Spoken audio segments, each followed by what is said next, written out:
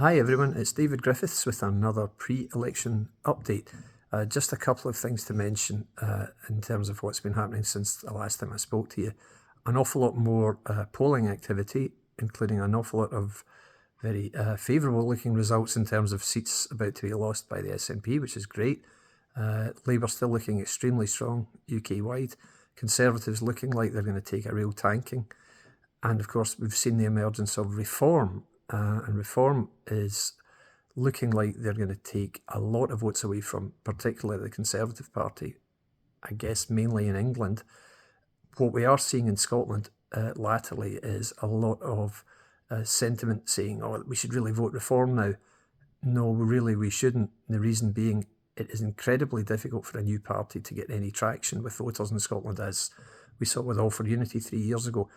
Reform will not win any seats in Scotland, so really the very strong recommendation is that we don't vote for Reform this time around, because really all it will serve to do is to take much needed votes away from parties which could otherwise beat the SNP.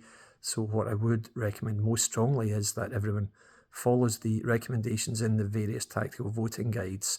Now, there have been a couple. I've produced one for the Unionist Clubs of Scotland. Scotland in Union has produced an excellent guide which shows this includes, I should say, the facility for people to enter their postcode and see what the tactical voting recommendation is in their constituency. Really excellent piece of work. Both guides are fundamentally the same. They only differ in a couple of seats. A couple of seats in the guide I produced says too close to call, and that's in places like Argyll, Bute and South Lochaber, Stirling and Strathallan to a lesser extent possibly. But in these places, particularly in Argyll and Bute, the Conservative and Labour totals are almost identical, but they're both about 15 points behind the SNP. Now, in that situation, unless you see mass decamping of voters from one party to the other, i.e. from Labour to Conservative or the other way around, then the SNP is going to win the seat, sadly, which is a great shame and a frustration, because they're going to win it with a lot less than half of the votes. But we still have people who are determined to vote for their party rather than to vote tactically. Understandable, frustrating, but completely understandable. So as we approach election night, what I would say is it's vitally important, obviously, to get out there and vote. Read the tactical voting guides, have a look yourself. Don't just look at what happened in the last general election in 2019, because it was, as I've said often, a skewed election. Labour was pretty much unelectable. Everybody had seen through the leader, Jeremy Corbyn, who, as we all know, was a very vociferous in his support or in his lack of condemnation of terrorist groups, including one very close to us in Scotland. So he frankly was never going to resonate with voters, the vast majority of voters up here. In addition, they had really a meaningless offering.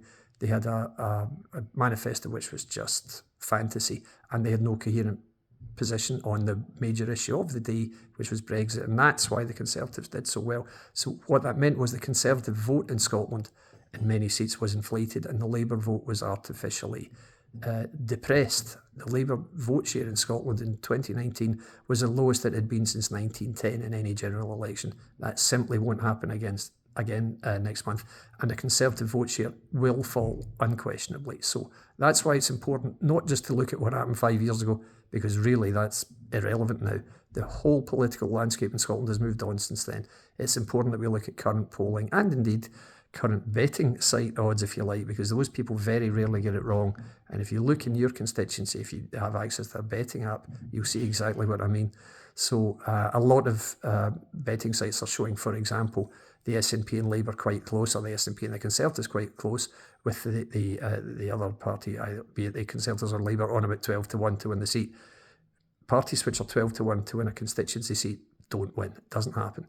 You don't get 12-1 winners in a 3-horse race at Ascot, and you don't get 12-1 winners in a 3-horse race in the election either. So just take cognizance of that is what I would recommend.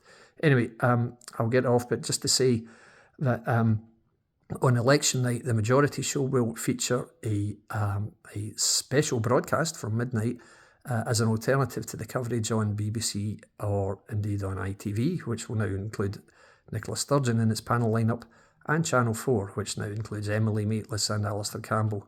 Frankly, I'd rather spend 8 hours having root canal work than watch any of those people.